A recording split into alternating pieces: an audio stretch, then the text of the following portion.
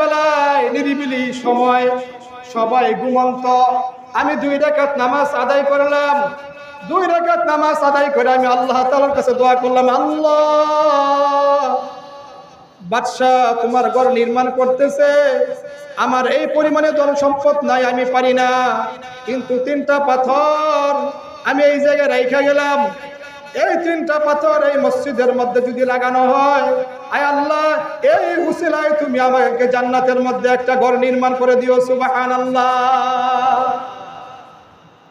2 রাকাত নামাজ পড়ে আল্লাহ তাআলার কাছে দোয়া করছে, আল্লাহ তাআলা তার দোয়া কবুল করে নিছেন। এই জন্য আল্লাহ তাআলা তার জন্য জান্নাতের মধ্যে বাদশার জন্য যেরকম ঘর বানাইছেন, একটা প্রাসাদ বানাইছেন, তার জন্য আল্লাহ তাআলা একটা ঘর নির্মাণ করে দিয়েছেন। সুবহানাল্লাহ। কেউ জানে নাই, জানছে কে ভাই? আমি দেখতেছি আপনাদের এখানে লক্ষ্য কইরা,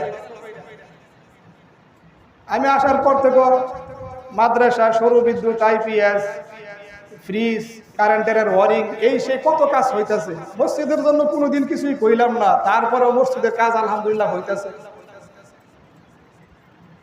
মনে মনে অনেক খুশি হয়েছি।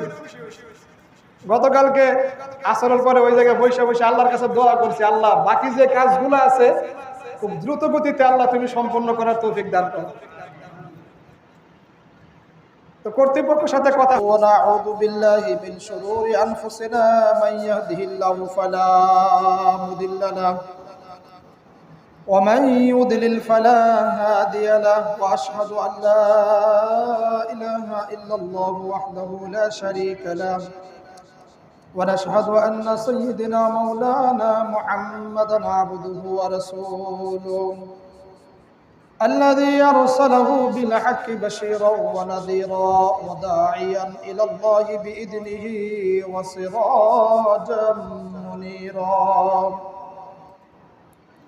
فقد قال الله تعالى في كلامه المجيد وفرقانه الحميد أعوذ بالله من الشيطان الرجيم بسم الله الرحمن الرحيم وأن المساجد لله فلا تدعوا مع الله أحدا وأنه لما قام عبد الله يدعوه كادوا يكونون عليه لبدا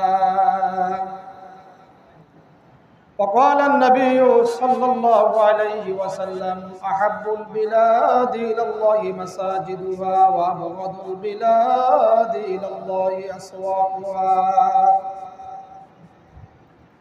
وقال النبي صلى الله عليه وسلم من بنى لله مسجدا بنى الله له بيتا في الجنة أو كما قال عليه الصلاة والسلام وقال تعالى إن الله وملائكته يصلون على النبي يا أيها الذين آمنوا صلوا عليه وسلموا تسليما নবীজির মহব্বতে দুরূদ শরীফ পড়ি। আল্লাহুম্মা সাল্লি আলা মুহাম্মাদিন ওয়া আলা আলি মুহাম্মাদ কামা সাল্লাইতা আলা ইব্রাহিম ওয়া আলা আলি ইব্রাহিম ইন্নাকা হামিদুম মাজিদ। আল্লাহুম্মা বারিক আলা মুহাম্মাদিন ওয়া আলা আলি মুহাম্মাদ كما باركت على إبراهيم وعلى آل إبراهيم إنك حميد مجيد. صدق الله العظيم صدق رسوله النبي الكريم ونحن على ذلك من الشاهدين والشاكرين والحمد لله رب العالمين. سبحانك لا علم لنا إلا ما علمتنا إنك أنت العليم الحكيم. الحمد لله. মহান আল্লাহ তাআলা দরবারে লাখো কোটি শুকরিয়া যে মহান রব্বুল আলামিন আমাদেরকে পবিত্র শুক্রবার জমা নামাজ আদায় করার উদ্দেশ্যে আল্লাহ তাআলা আপনাকে আমাকে মুসলমানের ঘর থেকে বাছাই করে মহান রব্বুল আলামিন তার মহান হুকুম জুমার নামাজ আদায় করার উদ্দেশ্যে আল্লাহ তাআলা আপনাকে আমাকে মসজিদে আসার তৌফিক দান করেছেন। এজন্য শুকরিয়া আদায় করে বলি আলহামদুলিল্লাহ। সম্মানিত মুসল্লি ভাইরা, আমি আপনাদের সামনে পবিত্র কালাম থেকে সূরা জিনের 18 নম্বর এবং 19 নম্বর আয়াত তেলাওয়াত করেছি। আল্লাহর রাসূল সাল্লাল্লাহু আলাইহি সাল্লামের অসংখ্য হাদিস থেকে দুইখানা হাদিস তেলাওয়াত করেছি। আল্লাহ রাব্বুল আলামিন যদি তৌফিক দান করেন, আয়াত এবং হাদিসের আলোকে কিছু কথা আপনাদের সামনে তুলে ধরার চেষ্টা করব ইনশাআল্লাহ। তবে আল্লাহ রাব্বুল আলামিন আমাদেরকে সহি কথার উপরে যেন আমল করার তৌফিক দান করে। যেই কথার উপরে আমল করলে আল্লাহ তাআলা আপনাকে আমাকে নাজাতের ব্যবস্থা করে দিবেন, আল্লাহ রাব্বুল আলামিন যেন ওই কথার উপরে আমল করার তৌফিক দান করে। সকলে বলি আমিন। মহান আল্লাহ তাআলা সূরা জিনের 18 নম্বর আয়াতের মধ্যে যেই কথাটা উল্লেখ করেছেন, আল্লাহ তাআলা বলেন, ওয়া আন্নাল মাসাজিদা লিল্লাহি ফালা তাদউ মা'আল্লাহি আহাদা। আল্লাহ রাব্বুল আলামিন বলতেছেন মসজিদ আল্লাহর জন্য, ফালা তাদউ মা'আল্লাহি আহাদা।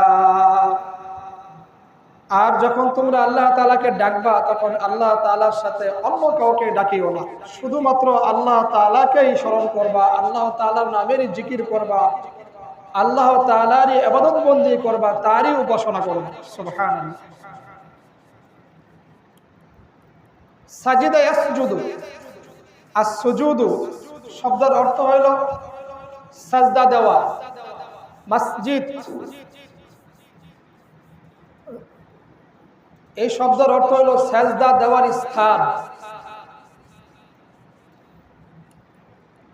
তো আল্লাহ তাআলা এই সূরা জিনের 18 নম্বর আয়াতের মধ্যে এই আদেশটা করেছেন যে আমরা যখন আল্লাহ তাআলার ইবাদত বন্দেগী করব তখন আল্লাহ তাআলার সাথে অন্য কাউকে ডাকবো না, শুধুমাত্র আল্লাহ তাআলাকেই ডাকবো। আর মসজিদটা হলো আল্লাহ তাআলার জন্য, আল্লাহ তাআলার ঘর। আল্লাহ তাআলা আরেক আয়াতের মধ্যে বলেন, ইন্না আউওয়ালা বাইতি উদিয়া লিন-নাস লাল্লাযী বিবাক্কাতা মুবারাকাও ওয়া হুদাল লিল আলামিন। যে সারা দুনিয়ার মধ্যে সর্বপ্রথম যে ঘরটা নির্মাণ করা হয়েছে সেটা হলো আল্লাহ তাআলার ঘর, কাবা ঘর। ইন্না আউওয়ালা বাইতি উদিয়া লিন-নাস লাল্লাযী বিবাক্কাতা।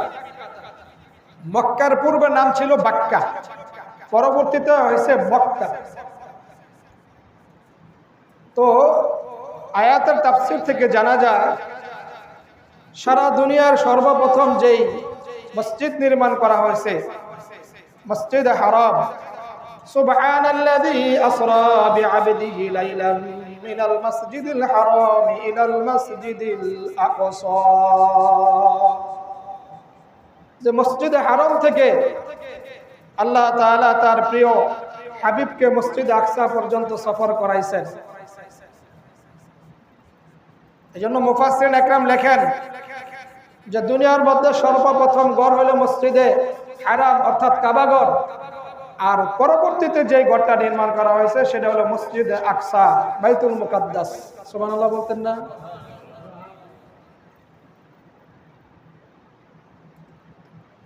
তো প্রথম ঘর নির্মাণ করা হয়েছে কি ভাই? কাবা ঘর। তার পরবর্তীতে কোনটা নির্মাণ করা হয়েছে? মসজিদে আকসা, বাইতুল মুকাদ্দাস। এই যে মাঝখানে এই দুইটা ঘর নির্মাণ করার যে মাঝখানে যে সময়টা অতিবাহিত হয়েছে, এখানে 40 বছর সময় অতিবাহিত হয়েছে। মুফাসসিরিন একরাম লেখেন যে আল্লাহ রাব্বুল আলামিন সারা দুনিয়ায় মানুষকে সাজদা দেওয়ার জন্য জমিনকে বিছানা বানাই দিয়েছেন এবং আসমানকে আল্লাহ তাআলা 7 স্বরূপ বানাইছেন। কিন্তু আল্লাহ তাআলা আসমান যখন সৃষ্টি করেছেন এর মধ্যে কোনো খুঁটি আমরা দেখি না। আজ-জমিনে খুশকে রুয়া নদ গিয়া আছে মারা বেসুতুদারত নিগা। দুনিয়ার মধ্যে আমরা একটা ঘর বানাইলে মিনিমাম 4টা খুঁটির দরকার, কিন্তু এত বড় একটা আসমান আল্লাহ তাআলা ঝুলাই রাখছে, একটা খুঁটি দেখছেন কেহ? কি বলেন, খুঁটি আছে? খুঁটি একটা আছে, দেখাইতে পারবেন কেউ? ওই এই আসমান জমিন আল্লাহ তাআলা ততদিন পর্যন্ত ঠিক রাখবেন যতদিন পর্যন্ত মুমিনের কলবের মধ্যে আল্লাহ নাম জারি থাকবে। সহজভাবে বুঝেন, এক কথায় আল্লাহ তাআলাকে ডাকনেওয়ালা একজন ইমানদার বান্দা দুনিয়ার মধ্যে বাকি থাকবে যতদিন পর্যন্ত লা তাকুমুস সাআ, ততদিন পর্যন্ত আল্লাহ তাআলা এই দুনিয়ার আসমান জমিন সব ঠিক রাখবেন, কোনো কিছু ধ্বংস করবেন না।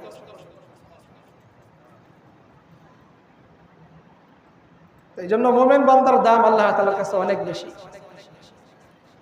তো আমরা আয়াতের কিছু অর্থ শুনলাম, এবার আমরা হাদিসের অর্থটা শুনি। আল্লাহ তাআলা বলেন, আল্লাহর হাবিব বলেন, قال النبي صلى الله عليه وسلم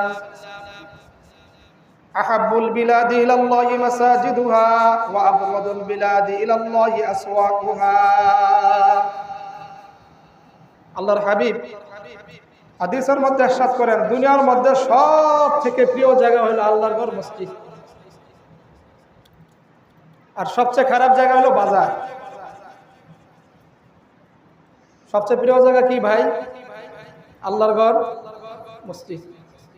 সবচেয়ে খারাপ জায়গা বাজার। এই হাদিস যেদিন আল্লাহ রাসূল সাল্লাল্লাহু আলাইহি সাল্লাম বর্ণনা করলেন, মজার কথা, সাহাবা একরাম রাদিয়াল্লাহু তাআলা তারা বাজারে যাওয়া বন্ধ করে দিল। হুজুর, বাজার যেহেতু সবচেয়ে নিকৃষ্ট জায়গা, আমরা বাজারে যাব না।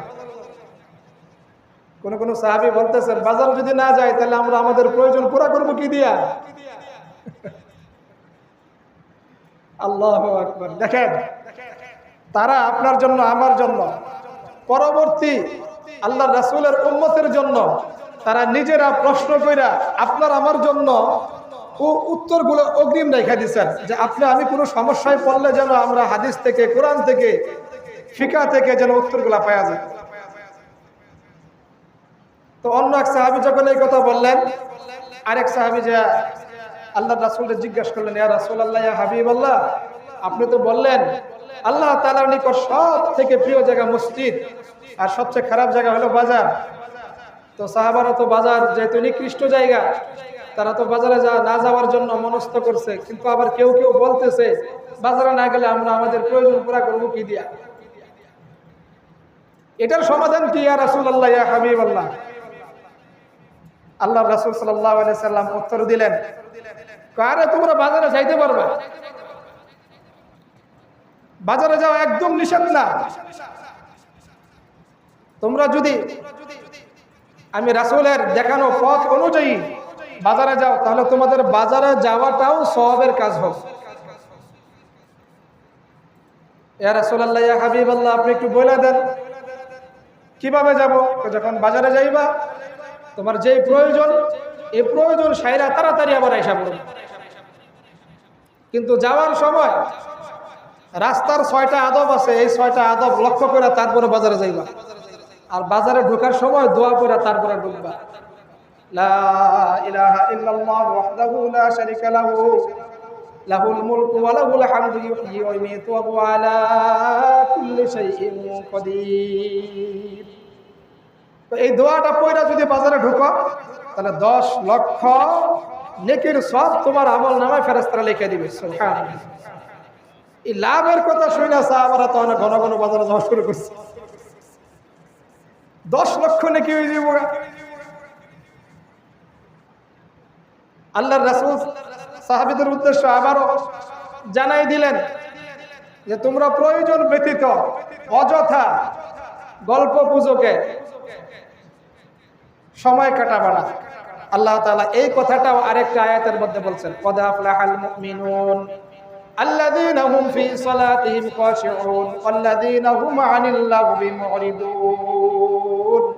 والذين هم للزكاة فاعلون والذين هم لفروجهم حافظون আল্লাহ তাআলা বলতেছেন তোমরা তোমাদের জিহ্বাকে সংযত রাখবা, বেহুদা কথাবার্তায় সময় নষ্ট করবা না। তো সাহাবা একরাম রাদিয়াল্লাহু তাআলা আল্লাহর রাসূল সাল্লাল্লাহু আলাইহি সাল্লামের কাছ থেকে যখন এই বিষয়ে পুরোপুরি জানতে পারলেন, তো একজন জিজ্ঞাসা করলেন, যখন বাজারের প্রয়োজন আমাদের শেষ হয়ে যাবে, পুরা হয়ে যাবে, আমরা যখন বাজার থেকে বের হব, তখন আমাদের জন্য করণীয় কোনো আমল আছে কিনা? আল্লাহর রাসূল আরেকটা দোয়া শিখাই দিলেন, লা ইলাহা ইল্লাল্লাহু ওয়াহদাহু লা শারীকা লাহু আহাদান সামাদান লাম ইয়ালিদ ওয়া লাম ইউলাদ ওয়া লাম ইয়াকুল লাহু কুফুয়ান আহাদ। এই দোয়া পড়ে যে বের হইব, তার আমলনামা 20 লক্ষ নেকি ফেরেশতারা লিখে দিবে। সুবহানাল্লাহ। আমি কথা কোন জায়গা থেকে নিয়ে আসছি, আবার কিন্তু ওই জায়গায় যাইমু ঘুরে, একটু স্মরণ রাখবো আমরা। তাহলে আমরা এই হাদিস থেকে কি বুঝলাম ভাই?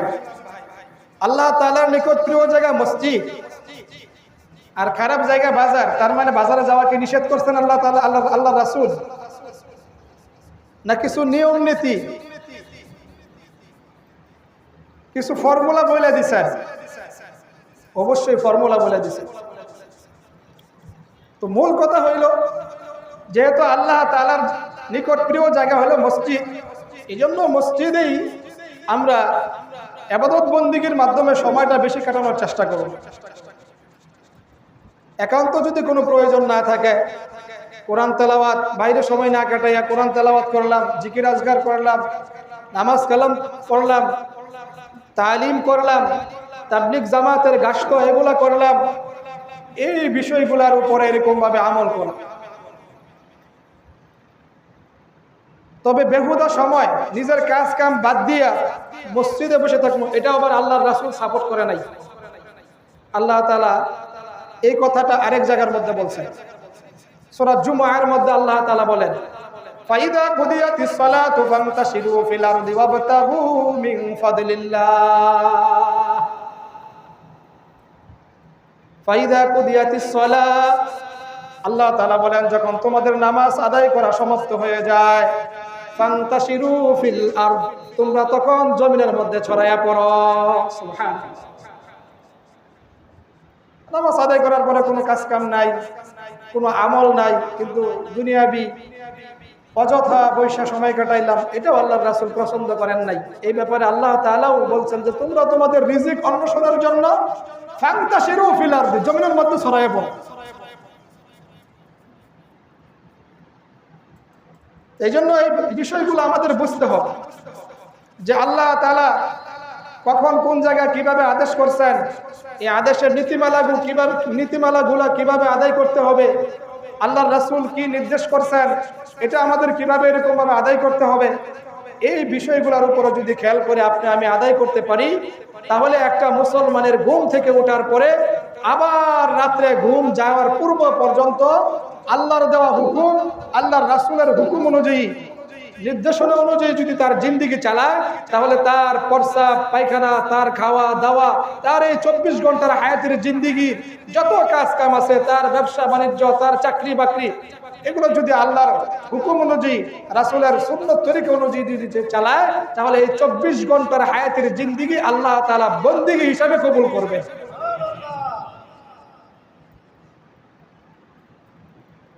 আমরা তো জানি না এই বিষয়গুলা, যার যেমন মন চাইতেছে সে সামনে চলতেছি, ওইভাবেই আমল করতেছি। প্রিয় ভাইয়েরা আমার, এই বিষয়গুলো আপনার আমার জানতে হবে, বুঝতে হবে, আমল করতে হবে।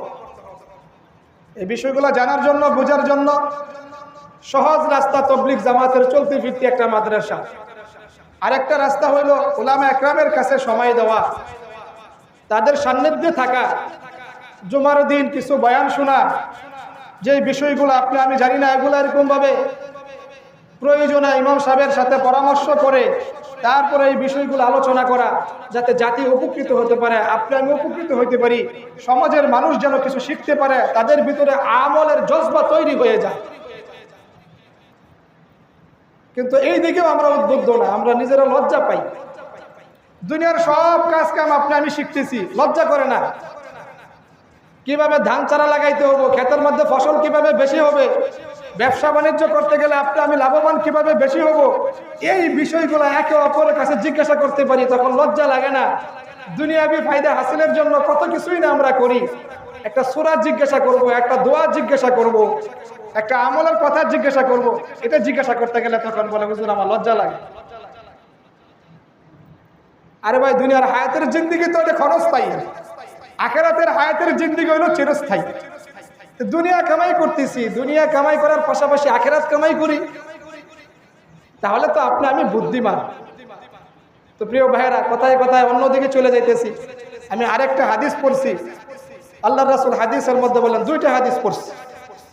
তো একটা হাদিসের অর্থ আমরা শুনলাম, আরেকটা হাদিসের মধ্যে আল্লাহ রাসূল বলেন, মান বানা লিল্লাহি মাসজিদান বানাল্লাহু লাহু বাইতান ফিল জান্নাহ। যে মানুষ মৃত্যুবরণ করার পরে মানুষের সমস্ত নেক আমলের দরজা বন্ধ হয়ে যায়। কেউ কেউ বলেন তিনটা আমলের দরজা জারি থাকে, কিন্তু এই হাদিসের ব্যাখ্যার মধ্যে মুহাদ্দিসিন একরাম লেখেন যে যেই ব্যক্তি নাকি মৃত্যুবরণ করার পরে সব আমলের দরজা বন্ধ হলেও 7টা আমল আছে, যে 7টা আমলের দরজা বন্ধ হয় না। এই 7টা আমলের ভিতরে একটা আমল হলো মান বানা লিল্লাহি মাসজিদান বানাল্লাহু লাহু বাইতান ফিল জান্নাহ। দুনিয়ার মধ্যে যদি কোনো ব্যক্তি আল্লাহর সন্তুষ্টি অর্জনের জন্য যদি একটা মসজিদ বানায়, অথবা মসজিদের কাজে সহযোগিতা করে, মসজিদের কাজে দান করে, মসজিদের কাজে সে তার শ্রম দেয়, বুদ্ধি পরামর্শ দেয়, আল্লাহ তাআলা তার জন্য জান্নাতের মধ্যে একটা ঘর নির্মাণ করে দেন। বানাল্লাহু লাহু বাইতান ফিল জান্নাহ। বাইতুল শব্দের অর্থ হলো ঘর, জান্নাত শব্দের অর্থ তো আপনারা জানেনই। এই জন্য দুনিয়ার মধ্যে যে ব্যক্তি আল্লাহর সন্তুষ্টি অর্জনের জন্য আল্লাহর ঘর মসজিদ নির্মাণ করে, আল্লাহ তাআলা তার জন্য জান্নাতের মধ্যে ঘর নির্মাণ করে। সুবহানাল্লাহ। প্রিয় ভাইয়েরা আমার, এই প্রসঙ্গে আমি আরেকটা কথা আপনাদের সামনে উল্লেখ করতে চাই। বাদশাহ হারুনুর রশিদের নাম আপনারা শুনছেন না? বাদশাহ হারুনুর রশিদ। বাদশাহ হারুনুর রশিদ উনি চিন্তা করলেন যে আমি তো অনেক কিছুই করলাম, আমার শাসন আমল সময় যে যুগটা অতিবাহিত হয়েছে, অনেক কিছুই করলাম, তো আমি এমন একটা কাজ করতে চাই যে কাজটা শুধুমাত্র আল্লাহর জন্য করব এবং আমার নাজাতের জরিয়া হয়ে যাবে। তো উনি এরকম ভাবে হাদিস বিষয়ে অনেক কিছু জানতেন।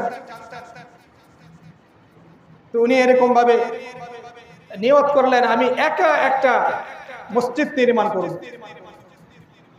এরকম নিয়ত কইরা রাষ্ট্রের মধ্যে ফরমান জারি করে দিলেন, আমি একা একটা মসজিদ নির্মাণ করব, এই মসজিদের মধ্যে তোমরা কেউ দান করতে পারবে না। আমার অর্থায়নে, আমার নিজস্ব অর্থায়নে আমি আল্লাহর ঘর মসজিদ নির্মাণ করব। উনি জানতেন মান বানা লিল্লাহি মাসজিদান বানাল্লাহু লাহু বাইতান ফিল জান্নাহ। আল্লাহর রাসূল হাদিসের মধ্যে বলছেন, যে ব্যক্তি আল্লাহর জন্য মসজিদ ঘর নির্মাণ করে, আল্লাহ রাব্বুল আলামিন তার জন্য জান্নাতের মধ্যে ঘর বানিয়ে দেয়। বিষয়টা জানতেন। ওয়া আন্নাল মাসাজিদা লিল্লাহি ফালা তাদউ মা'আল্লাহি আহাদা। আল্লাহ তাআলা সূরা জিনের মধ্যে বলেন, যেহেতু মসজিদ ঘর আল্লাহর জন্য, ফালা তাদউ মা'আল্লাহি আহাদা, আর আল্লাহ তাআলাকেই ডাকা হয়। আল্লাহ তাআলা আদেশ করছেন আল্লাহ তাআলাকে ছাড়া যেন অন্য কাউকে ডাকা না হয়। আন্নাল মাসাজিদা লিল্লাহ, আমি আল্লাহর জন্য একটা মসজিদ বানাই, এই নিয়ত কইরা রাষ্ট্রের মধ্যে ঘোষণা করলেন আমি মসজিদ ঘর নির্মাণ করব, তোমরা কেউ কোনো দান সদকায় জায়গা করতে পারবে না। যেহেতু সময় অল্প, এই জন্য সংক্ষেপ করে বলতেছি। তো উনি মসজিদ ঘর নির্মাণের জন্য যা কিছু প্রয়োজন সব আনলেন, আয়না মসজিদ ঘর নির্মাণ করলেন। সংক্ষেপ করে দিলাম, মসজিদ ঘর নির্মাণ করার কয়েকদিন পর রাতের বেলা ঘুমাই রয়েছেন। রাতের বেলা যখন ঘুমায় রয়েছেন, ঘুমের ঘরে স্বপ্নে দুইজন ফেরেশতা তার সাথে আসছে। দুইজন ফেরেশতা আয়েশা তাকে ঘুম থেকে জাগ্রত করছেন, এটা স্বপ্ন দেখতেছে। দুইজন ফেরেশতা তাকে ধইরা জান্নাতের মধ্যে ঘোরাবার জন্য নিয়ে গেলেন। বলতেছে, আপনি যেহেতু আল্লাহর জন্য মসজিদ ঘর নির্মাণ করছেন, আল্লাহ রাব্বুল আলামিন আপনার এই কাজের উপরে খুশি হইয়া আপনার জন্য আল্লাহ তাআলা জান্নাতের ঘর ভিতরে ঘর নির্মাণ করছে। আপনি আমাদের সাথে চলেন, আপনার জন্য যে ঘরটা নির্মাণ করা হয়েছে এই ঘরটা আমরা আপনাকে ঘুরে ঘুরে দেখাবো। সুবহানাল্লাহ, চলেন আমাদের সাথে। তো দুইজন ফেরেশতা সাথে নিয়ে জান্নাতের ভিতরে যে ঘরটা নির্মাণ করছেন আল্লাহ তাআলা তার জন্য, এটা ঘুরে ঘুরে সব দেখাইছে। বাদশা আলমগীর খুব খুশি, দেখা খুব খুশি। এবার যখন দেখা শেষ, দরজা দেওয়া বাইরে হইতেছে, জান্নাতের ঘর দেখা দরজা দেওয়া বাইরে হইতেছে, পাশে আরেকটা ওরকম ঘর। ওই ঘরের মধ্যে ঢুকতে চাইলেন, ভাবলেন এই ঘরটাও মনে হয় আমার, যেহেতু একই ক্যাটাগরির। আমার ঘরটা যেরকম ডিজাইন, এই পাশের ঘরটা ওই রকম ডিজাইন। আমার ঘরটা যেমন উন্নত মানের, এই পাশের ঘরটাও ওই রকম উন্নত মানের। হয়তো এই ঘরটাও আমার জন্যই হবে। ওই ঘরের মধ্যে প্রবেশ করতে চাইলেন, ফেরেশতা দুইজনে টান্দা ধরলেন, বাদশা আপনি এই ঘরের মধ্যে ঢুকতে পারবেন না, এটা আপনার জন্য না। আপনার জন্য যেটা বরাদ্দ এটা আমরা আপনারা ঘুরাই ঘুরাই দেখাইছি, এটা আপনার জন্য না। বাদশা বলতেছে, তাহলে এই ঘরটা কার জন্য? ফেরেশতারা বলতেছে, এই ঘরটা হইল ওই ব্যক্তির জন্য যেই ব্যক্তি আপনার মসজিদ যখন এরকম ভাবে নির্মাণ করা হবে আপনি ঘোষণা করছিলেন মসজিদে যেন কেউ দান করতে না পারে। এই ঘোষণা যখন জারি করছিলেন ওই সময় আহমদ নামে এক ব্যক্তি আপনার এই মসজিদের মধ্যে দান করছে। এমনকি আপনার মসজিদ যখন নির্মাণ করা হয়েছে নির্মাণ কাজে যুগালীর সহযোগিতা করছে সে, ওই ব্যক্তির নামে আল্লাহ তাআলা এই ঘরটা নির্মাণ করছে। সুবহানাল্লাহ। আপনি যে মসজিদ বানাইছিলেন রাজমিস্ত্রি আছিল, এই রাজমিস্ত্রির সাথে যে যুগালী আছেন এই যুগালীর ব্যক্তির ভিতরে একজন ব্যক্তির নাম হলো আহমদ, এটা তার নামে, এটার মধ্যে আপনি ঢুকতে পারবেন না। বাদশার ঘুম ভাঙা যায়। ঘুম ভাঙা যাওয়ার পরে বলে, আমি এটা কেমন স্বপ্ন দেখলাম, আমি তো রাষ্ট্রের মধ্যে ঘোষণা করছিলাম আমার মসজিদের মধ্যে কেউ দান করতে পারবে না। কে দান করলো, কিভাবে দান করলো আমি জানি না। আমি অনেক টাকা খরচ করে মসজিদ বানাইছি আর সে সামান্য দান করছে, কিন্তু আল্লাহ তাআলা পুরস্কারের বেলায় সমান সমান দিয়ে দিছে। সুবহানাল্লাহ। আল্লাহর কাছে পুরস্কারের অভাব আছে ভাই? আমরা কোরআন শরীফে একটা আয়াত আছে, ইন্নাল মুসলিমিনা ওয়াল মুসলিমাতি ওয়াল মুমিনিনা ওয়াল মুমিনাতি ওয়াল কানিতিনা ওয়াল কানিতাত। এখানে 10 জনের কথা বলা হয়েছে, মুসলমান পুরুষ, মুসলমান নারী। তো যাই হোক, যে কথাটা বলতেছিলাম, এই 10টা কাজের গুণ যার ভিতরে থাকবে আল্লাহ তাআলা, সে নারী হোক পুরুষ হোক, তারে আল্লাহ তাআলা সমানভাবে পুরস্কার দিবে। এই আয়াতের ব্যাখ্যায় মুফাসসিরিন একরাম লেখেন যে কোনো পুরুষ লোক যদি ইসলামের জন্য জিহাদে যায় মারা যায় তাহলে তারে আমরা কি বলি ভাই? হায় হায়, এই কি আপনারা আমার কথা বুঝেন না? ইসলামের জন্য জিহাদে যায় মারা যায় তারে আমরা কি বলি? এই তো ঘুমাইতেছেন আপনারা, ঘুমাই ঘুমাই কথা শুনলে আপনারা তো বুঝবেন না। ওই যে এক লোক বাসে উঠছে, বাসে উঠতেই ঘুমাই গেছে গা, কিছুক্ষণ পরে কন্ট্রাক্টরে যায় ভাড়া চাইছে। কন্ট্রাক্টরে যায় ভাড়া চাইছে, ভাই করতে উঠছেন? হ্যাঁ তো আমি ঘুমোতে উঠছি। জিজ্ঞাসা আপনি কোথা থেকে উঠছেন? ভাড়া কয় আমি ঘুমোর থেকে উঠছি। ঘুমাই ঘুমাই হলাম না, মন দিয়ে শুনতে হইব। আল্লাহ তাআলা বলেন, ওয়া ইযা কুরিয়াল কুরআনু ফাসতামিউ লাহু ওয়া আনসিতু লাআল্লাকুম তুরহামুন। যে ব্যক্তি মনোযোগ সহকারে আল্লাহ তাআলার কোরআনের কথা শুনে, ওয়াজ নসিহত শুনে, মনোযোগ দিয়ে শুনে এবং চুপচাপ থাকে, আল্লাহ তাআলা বলে লাআল্লাকুম তুরহামুন, আমি আল্লাহ তাআলা অবশ্যই আমার বান্দার উপর রহমত নাজিল করি। সুবহানাল্লাহ। আপনারা মনোযোগ দিয়ে শুনতেছেন, চুপচাপ রয়েছেন, আল্লাহ রহমত দিচ্ছে, এই লেগে আপনাদের একটু ঘুমাইতে পারেন। এটা অস্বাভাবিক কিছু না, স্বাভাবিক হইতে পারে। মানুষ চার দোকানে বসে দীর্ঘ সময় টেলিভিশন দেখে ঘুমায় না, কিন্তু মসজিদে আধা ঘন্টা 1 ঘন্টা গরমের দিন বয়ান শুনে তো অনেক ঘুমায় যায়। কারণ কি এই সময় রহমত নাজিল হয়। তো যে কথা বলতেছিলাম, কোন লোক যদি ইসলামের জন্য জিহাদে যায় মারা যায়, তারে আমরা কি বলি ভাই? শহীদ বলি। শহীদের মর্তবা আল্লাহ তাআলা পুরুষরে দিয়ে দেয়, কিন্তু নারীদের জন্য আল্লাহ তাআলা কি রাখছে? নারীদের জন্য যদি কোনো নারী প্রেগনেন্ট অবস্থায় যখন বাচ্চা প্রসব হয়, বাচ্চা প্রসব করতে যায় যদি ওই মহিলা মারা যায়, তাহলে সে শহীদের সব পাওয়া যায়। আর যদি পুরুষ লোক জিহাদ করে বাচ্চা থাকে, তারা আমরা গাজী বলি। তো যেই মহিলা সন্তান প্রসব করার পরে বাচ্চা থাকে, আল্লাহ তাআলা তারা গাজীর মর্তবা দান করে। তাহলে পুরস্কারের বেলায় আল্লাহ তাআলার কাছে কি নাই ভাই? কম নাই। এই তো বুঝছেন আপনারা। তাই বাদশাহ বললেন যে আমি এরকম ভাবে এত টাকা পয়সা খরচ করে মসজিদ বানাইছি, আমার আল্লাহ তাআলা যেই পরিমাণে পুরস্কার দিছে, আর সামান্য একজনে একটু দান করছে, তারে আল্লাহ তাআলা ওই পরিমাণে পুরস্কার দিছে। এটা তো দেখতে হয় ব্যক্তিটাকে। পরের দিন রাষ্ট্রের মধ্যে ফরমান জারি করলো, ঢোল পিটাই দিল, সংবাদ মাধ্যমে প্রচার করলো, আমার এই মসজিদ নির্মাণ করতে যায় যত লোক এখানে শ্রমিকের কাজ করছে, সকলকে আমার বাড়িতে দুপুরের দাওয়াতের আয়োজন করছেন।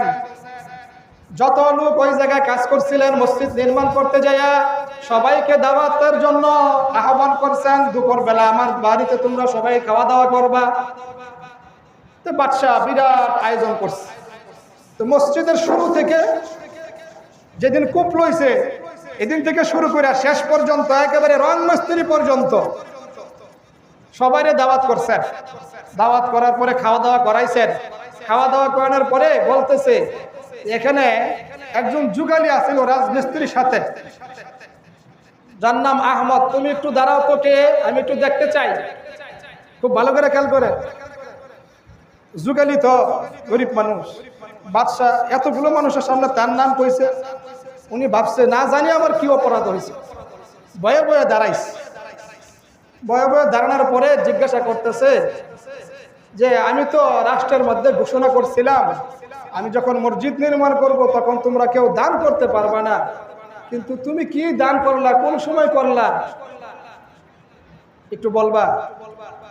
উনি ভয়ে ভয়ে বলতেছে, বাদশাহ বেয়াদবি মাফ করবেন, আমি আমার বাড়িতে একদিন আমাদের পৈতৃক যে সম্পত্তি আছে, এই সম্পত্তির মধ্যে আমি একদিন একটা কুয়া খনন করতেছিলাম, মাটি কাটতেছিলাম।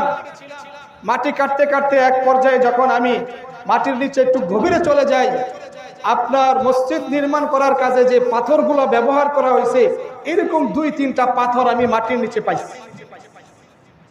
আমি চিন্তা করলাম যেহেতু পাথরগুলো একরকম, আমি তো গরিব মানুষ, বাদশাহ একা একটা মসজিদ নির্মাণ করতেছে, আমার অত মন চায় আল্লাহর জন্য কিছু করি।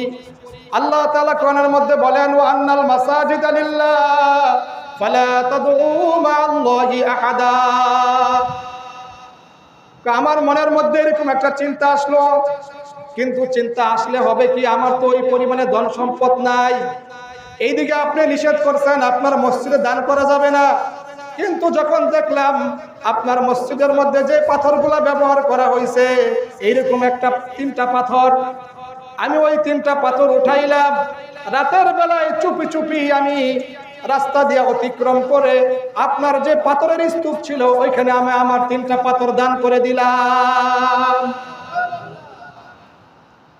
রাতের বেলা যাইয়া আমি আমার ওই 3টা পাথর, আপনার যে পাথরের স্তূপ ছিল, এই যে ইটা দেখতেছেন না আপনারা, এটার স্তূপ বললে ভুল হবে, এটার স্তূপ না, এই জায়গায় 3টা থুয়ে গেল, আরো 3টা ইটাকে। আমি 3টা পাথর ওই জায়গায় রাখলাম। রাখার পরে রাতের বেলায় নিরিবিলি সময়, সবাই ঘুমন্ত, আমি 2 রাকাত নামাজ আদায় করলাম। 2 রাকাত নামাজ আদায় করে আমি আল্লাহ তাআলার কাছে দোয়া করলাম, আল্লাহ, বাদশাহ তোমার ঘর নির্মাণ করতেছে, আমার এই পরিমাণে ধন সম্পদ নাই, আমি পারি না, কিন্তু 3টা পাথর আমি এই জায়গায় রাইখা গেলাম। এই 3টা পাথর এই মসজিদের মধ্যে যদি লাগানো হয়, আয় আল্লাহ, এই উসিলায় তুমি আমাকে জান্নাতের মধ্যে একটা ঘর নির্মাণ করে দিও। সুবহানাল্লাহ। 2 রাকাত নামাজ পড়ে আল্লাহ তাআলার কাছে দোয়া করছে, আল্লাহ তাআলা তার দোয়া কবুল করে নিছেন। এই জন্য আল্লাহ তাআলা তার জন্য জান্নাতের মধ্যে বাদশার জন্য যেরকম ঘর বানাইছেন, একটা প্রাসাদ বানাইছেন, তার জন্য আল্লাহ তাআলা একটা ঘর নির্মাণ করে দিয়েছেন। সুবহানাল্লাহ। কেউ জানে নাই, জানছে কে ভাই? আমি দেখতেছি আপনাদের এখানে লক্ষ্য কইরা, আমি আসার পর থেকে মাদ্রাসা, সৌর বিদ্যুৎ, আইপিএস, ফ্রিজ, কারেন্টের ওয়ারিং, এই সেই কত কাজ হইতেছে। মসজিদের জন্য কোনোদিন কিছুই কইলাম না, তারপরেও মসজিদের কাজ আলহামদুলিল্লাহ হইতেছে। মনে মনে অনেক খুশি হয়েছি। গতকালকে আসরের পরে ওই জায়গায় বসে বসে আল্লাহর কাছে দোয়া করছি, আল্লাহ বাকি যে কাজগুলো আছে খুব দ্রুত গতিতে আল্লাহ তুমি সম্পন্ন করার তৌফিক দান করো। তো কর্তৃপক্ষের সাথে কথা হইল এই বিষয়ে, আলহামদুলিল্লাহ আল্লাহ তাআলার তরফ থেকে আপনাদের এখানে টাকা পয়সা আসতেছে, হইতেছে। আপনারা, আমি যদি টাকা পয়সা নাও দেই তাও মসজিদের কাজ হয়ে যাবে, কিন্তু আমার মন চাইল যে আমরা যদি সবাই এই কাজের মধ্যে শরীক থাকি, কিছু কিছু যার যেমন সামর্থ্য আছে, তাহলে যিনি দিতেছে উনি তো সবের অধিকারী হবেই। আমরা আমাদের সামর্থ্য অনুযায়ী 5 টাকা, 10 টাকা, 100 টাকা, 20 টাকা, 1000, 3000, 5000, 10000, যার যেরকম সামর্থ্য আছে, আমরা এরকম সামর্থ্য অনুযায়ী যদি দিতে পারি, তাহলে হয়তো বা আল্লাহ তাআলা আপনার আমার দান ওইভাবে কবুল কইরা জান্নাতের মধ্যে আল্লাহ তাআলা ওইরকম ঘর নির্মাণ করতে আল্লাহর সময় লাগবে। কি বলেন? কষ্ট হবে, আল্লাহর কষ্ট হবে। আল্লাহর কাছে কোনো কিছু কমতি আছে? সেই জন্য যিনি টাকা পয়সা দিতেছে তা আলহামদুলিল্লাহ দিতেছে। আমরা যারা আছি, আপনারা যারা সমাজবাসী আছেন, কাজ তো দেখতেছেন আপনারা, উপরে সিঁড়ি হয়ে গেছে গা, এরপরে এই যে বাউন্ডারি এদিক দা দেওয়াল হইতেছে। আমরা আমাদের সামর্থ্য অনুযায়ী যদি খুশি খুশি কিছু দেই, তাহলে আমার মনে হয় আল্লাহ তাআলা আপনারা আমার ওইরকম ফজিলতের মধ্যে শামিল করতে পারেন। আল্লাহ তাআলা আপনারা আমার এরকম ভাবে কবুল করতে পারেন। জান্নাতের মধ্যে আল্লাহ তাআলা আপনারা আমার জন্য একটা করে ঘর নির্মাণ করতে পারে। সুবহানাল্লাহ। এই জন্য আমরা যদি একটু চেষ্টা করি, পারা যায় না, সামর্থ্য অনুযায়ী আমরা একটু একটু দিলাম। আছেন কেউ ইনশাল্লাহ? কোনো জোর জবরদস্তি নাই, আমি আগেই বলছি, না দিলেও সমস্যা নাই। আমাদের সেক্রেটারি সাহেব আছেন, লাখ দিবে। আপনি আমি যদি 10 টাকা দিই, আপনি আমিও বলতে পারবো যে আমি এই জায়গায় 10 টাকা দেওয়ার সামিল রয়েছি। এটা আল্লাহ দেখবেন, আল্লাহ এটাই কবুল করবেন। এই জন্য সামর্থ্য অনুযায়ী, কোনো জোর জবরদস্তি নাই, সামর্থ্য অনুযায়ী আমরা ইনশাল্লাহ সবাই দেওয়ার চেষ্টা করবো। পারবো না ইনশাআল্লাহ? আরেকটা বিষয় মাথায় রাখবো, দান করলে, ওই যে বলছিলাম দান করলে কমে না, বাড়ে। ওই যে বরুই গাছের একটা উদাহরণ দিছিলাম, আজকার একটা বলি, বাদশাহ সুলাইমান